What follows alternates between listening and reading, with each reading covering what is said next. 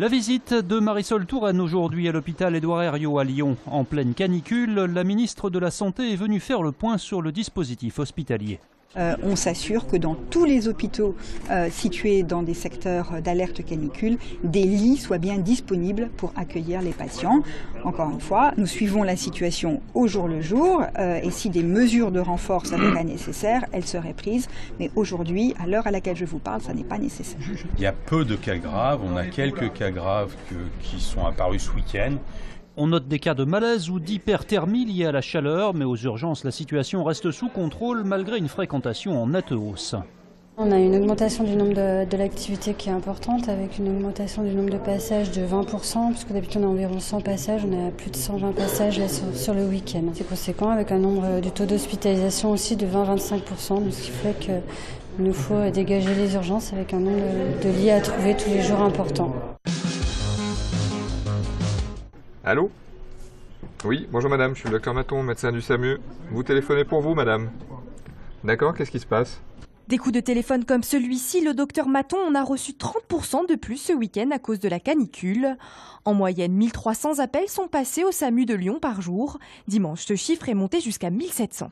Il y a eu une augmentation du nombre d'appels importante ce week-end, avec l'apparition aussi de quelques pathologies directement liées à la chaleur. La température monte de manière très importante, en dessus de 42, et ça entraîne des modifications du fonctionnement de tous les organes, avec notamment des altérations de la conscience, la tension qui baisse, la respiration qui devient difficile, et donc ça nécessite de la réanimation.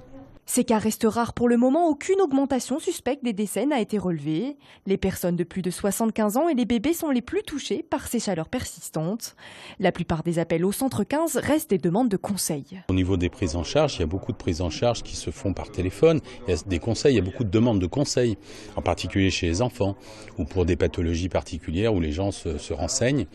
Et ce qui est bien, et il faut d'ailleurs qu'ils le fassent, qu'ils appellent le centre 15 dès qu'ils ont un doute.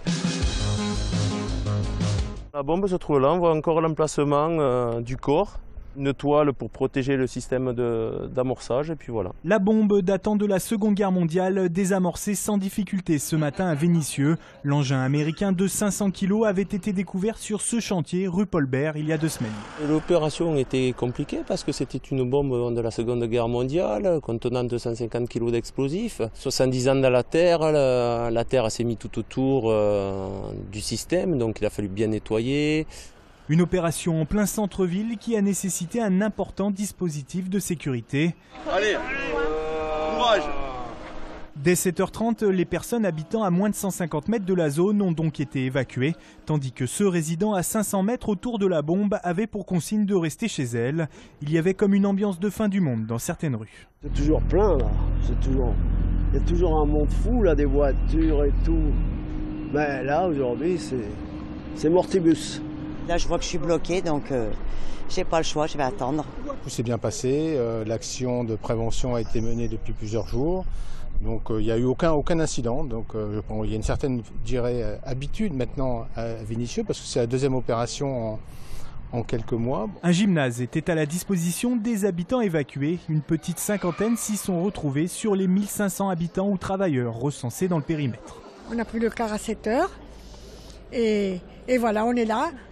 Très bien servie, très contente d'être si bien reçue. L'opération a duré un peu plus d'1 heure. À 10h15, le dispositif était levé. La bombe, elle, sera détruite sur un terrain militaire. Dernière séance avant la pause estivale pour les élus de la métropole. Aujourd'hui, Gérard Collomb a présenté la programmation pluriannuelle des investissements pour la période 2015-2020. Une PPI de 3,5 milliards d'euros, dont plus de 800 millions consacrés aux déplacements. Ce que nous vous proposons, c'est de continuer à développer les modes de transport propres avec 400 km de pistes cyclables supplémentaires. C'est d'investir à nouveau 1 milliard d'euros pour les transports en commun avec le Citrate. Il vous a fait voyager avec Barcelona ou encore son tube Budapest l'été dernier. Georges Ezra posera ses valises au Grand Théâtre Romain de Lyon ce jeudi 9 juillet dans le cadre des Nuits de Fourvière. S'inspirant de ses rencontres et périples à travers le monde, ce jeune Britannique offre une pop folk efficace accompagnée d'une voix atypique. Dépêchez-vous, il reste quelques places. Baby.